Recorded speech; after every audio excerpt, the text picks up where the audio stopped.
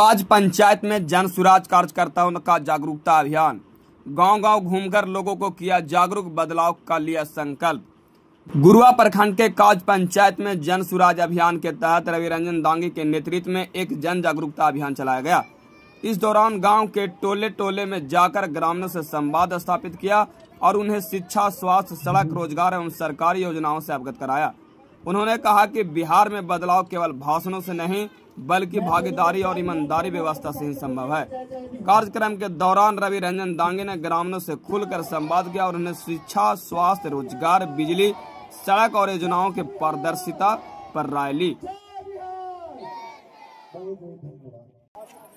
आज जो कार्यक्रम था ये चुनाव अभियान समिति जन सुराज के तहत था, जिसमें हम जो हमारे प्रणेता है प्रशांत किशोर, उनका मुहिम है बिहार को बदलने का, जो मुहिम उन्होंने छेड़ा है उसके तहत हमने जनसभा करवाया, जिसमें हजारों की संख्या में लोग आए और हमने लोगों को अवगत कराया कि कैसे हम बिहार को बदलेंगे। हम सिर्फ ये कह नहीं रहे हैं कि बिहार को बदलना है, हम कैसे बिहार को बदलेंगे इसके लिए हमने उनको रोड मैप बताया और युवाओं को रोजगार कैसे देंगे, महिलाओं को सशक्तिकरण कैसे करेंगे, जो हमारे नौनिहाल बच्चे हैं उनको हम उच्च स्तरीय शिक्षा कैसे देंगे, पूंजी का पलायन और युवाओं का पलायन को कैसे रोकेंगे, इन सारे मुद्दाओं पे हमने बात किया और लोग बहुत खुश हैं कि आने वाला समय जो है जनसुराज का होगा, जनसुराजियों का होगा।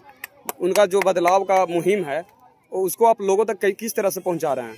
हम लोग जो जितने भी नेता हैं या कार्यकर्ता हैं, हम लोग घर घर जा रहे हैं, हर युवाओं से, हर महिलाओं से, बुजुर्गों से, सबसे मिलके हम बता रहे हैं कि हम बिहार को कैसे बदलेंगे। बुजुर्गों का जो पेंशन है, जो प्रशांत जी के जनसुराज के डर से 400 से 1100 किए, हम उसको 2000 करेंगे, ये लोगों को अवगत करा रहे हैं। बच्चों का भविष्य कैसे चेंज करेंगे इसके बारे में अवगत कर मैंने घर घर जाकर बता रहे हैं। जनसुराज को बदलाव को लेकर क्या क्या निर्देश दिया गया है जो आप लोगों को बता रहे हैं?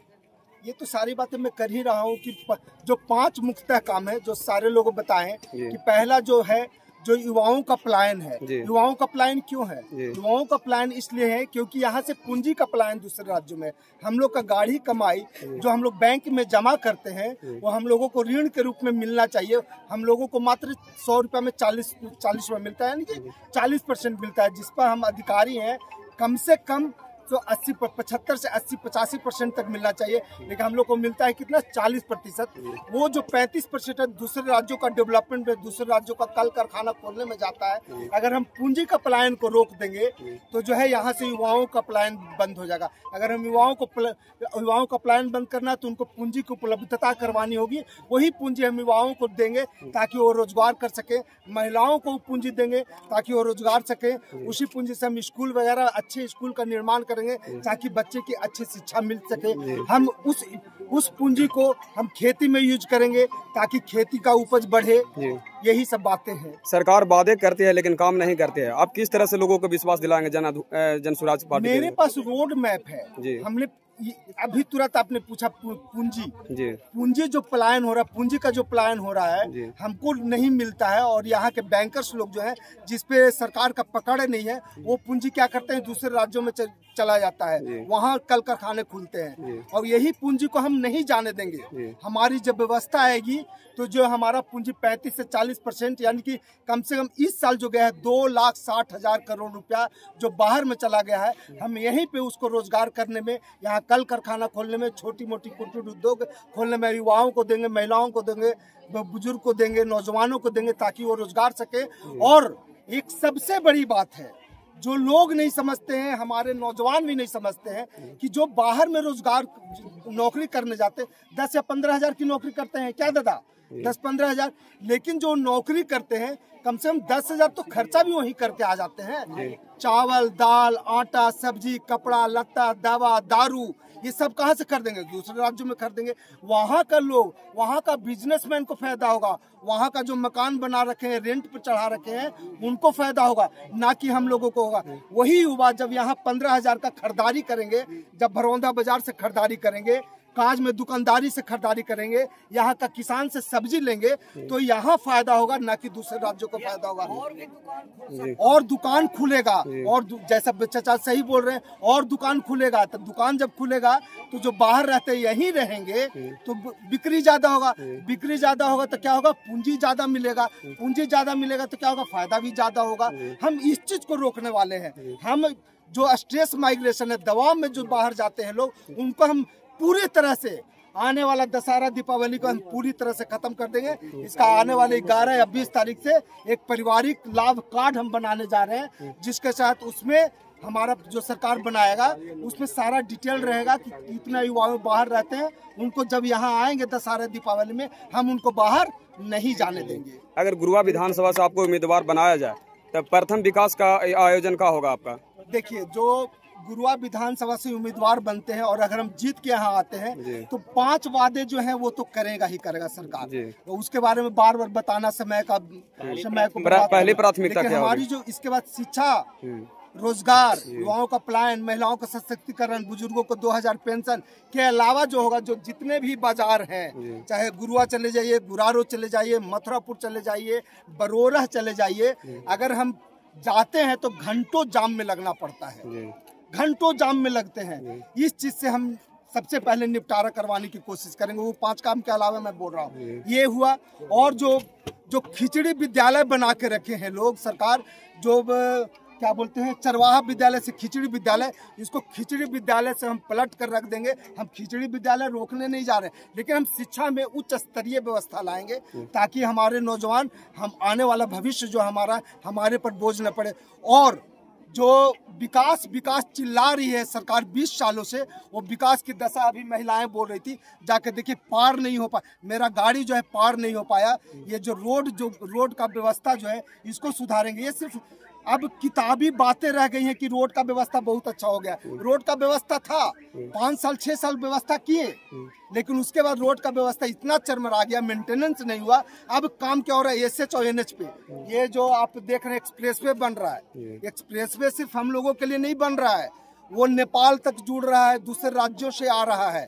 वो किस लिए आ रहा है, दूसरे राज्यों को भी उससे फायदा मिलेगा, वो तो बनेगा। यही सब जो दिखा के सरकार कह रही कि हम बहुत विकास कर रहे हैं, अगर निचले स्तर पर देखेंगे तो हमारे युवाओं का विकास नहीं हो रहा। मैं यहाँ 20 सालों से राजनीति कर रहा हूँ, 15 सालों से राजनीति कर रहा हूँ। चाचा को कल भी मैं वही देख रहा, तो जो आज है वो बच्चे कल भी पढ़ने नहीं जाते थे, आज भी नहीं जाते हैं। बच्चों का भविष्य में कोई सुधार नहीं हुआ। इन चीजों पर हम व्यवस्था करवाएंगे। आपका परिचय?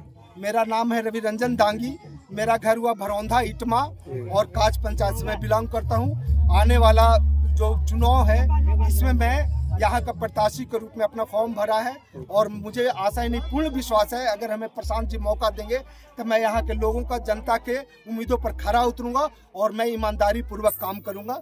चलिए, बहुत बहुत धन्यवाद। जनसुराज पार्टी का प्रत्येक क्षेत्र में कार्यक्रम किया जा रहा है सर, इसका मुख्य उद्देश्य क्या हो सकता है? मगध प्रमंडल में 4 जिला भी हमारे पास है, जिसमें 21 विधानसभा क्षेत्र आता है। उसी का मुझे संयोजक नियुक्त किया गया है और मुझे जिम्मेदारी दी गई है कि जितने प्रत्याशी इस क्षेत्र से चुनाव लड़ रहे हैं 21 में जो है उनको सभा करना है और बिहार बदलाव के बारे में सभी लोग को बताना है। और बिहार का बदलाव तभी हो सकता है जब यहाँ के बच्चे अच्छे शिक्षा पाएंगे, महिलाएं खुद अपने पैर पर खड़ी होंगी, बुजुर्गों को अच्छा सम्मान राशि मिलेगा, किसान को अच्छा रोजगार मिलेगा, उनको समर्थन मूल्य अच्छा मिलेगा और नौजवान यहाँ से पलायन नहीं करेंगे। तब तब हम बिहार को बदलाव समझेंगे। जब ये सारी चीज होगा था, इसके बदलाव के लिए अब तो हमने यही लोगों से मांगने का काम किया है, यही निवेदन किया है और यही उनसे संकल्प लेने के लिए कहा है कि आप 75 साल से ठगे जा रहे हैं। आप कभी नरेंद्र मोदी का चेहरा देखते हैं, कभी नीतीश कुमार का चेहरा देखते हैं, कभी लालू राबड़ी का देखते हैं, कभी तेजस्वी का देखते हैं। आपने कभी उन लोगों का देखा था, मंदिर भी मिल गया, रोड भी मिल गया, बिजली भी मिल गया, लेकिन आप अपने बच्चों का भविष्य नहीं देख रहे हैं, ना उनको अच्छी शिक्षा मिल रही है और ना आपके बच्चों को रोजगार मिल रहा है। आपको छोड़ करके, बुजुर्ग माँ बाप को छोड़ करके दूसरे प्रांतों में कमाने के लिए जाना पड़ता है, और दूसरे राज्य में क्या उनको मिलता है, 10 से 12 हजार रुपये मिलता है। लेकिन हमारी पार्टी की सरकार, जन स्वराज की जब सरकार बिहार में आएगी, आप सबके मदद से, आप लोग का भी अच्छा रोल रहेगा, मीडिया के लोगों का अच्छा रोल होगा, आपके माध्यम से आपसे निवेदन करना चाहता हूँ कि जब यहाँ की जनता को, जो अपने माँ बाप को छोड़ करके बाहर नहीं जाएंगे और यहाँ रह करके 10 से 12 हजार कमाएंगे, तो खुशहाली खुद ब खुद आएगी। और हम बिहार का विकास तभी मानते हैं जब दूसरे प्रांतों से यहाँ लोग काम करने आएंगे। तो दूसरे प्रांत से यहाँ लोग काम क्या करने आएंगे, जब यहाँ का खुद नौजवान दूसरे राज्य में जा रहा है, दूसरे प्रांत में जा रहा है, जब यहाँ उद्योग लगेगा, कारखाना लगेगा, रोजगार होगा, अच्छा हॉस्पिटल होगा, जो स्वास्थ्य के लिए हमको बाहर नहीं जाना पड़ेगा, अच्छे स्कूल कॉलेज होंगे, गरीब बच्चों को भी विश्व स्तरीय स्कूल में पढ़ने को मौका मिलेगा, तो विकास तो निश्चित तौर पे होगा।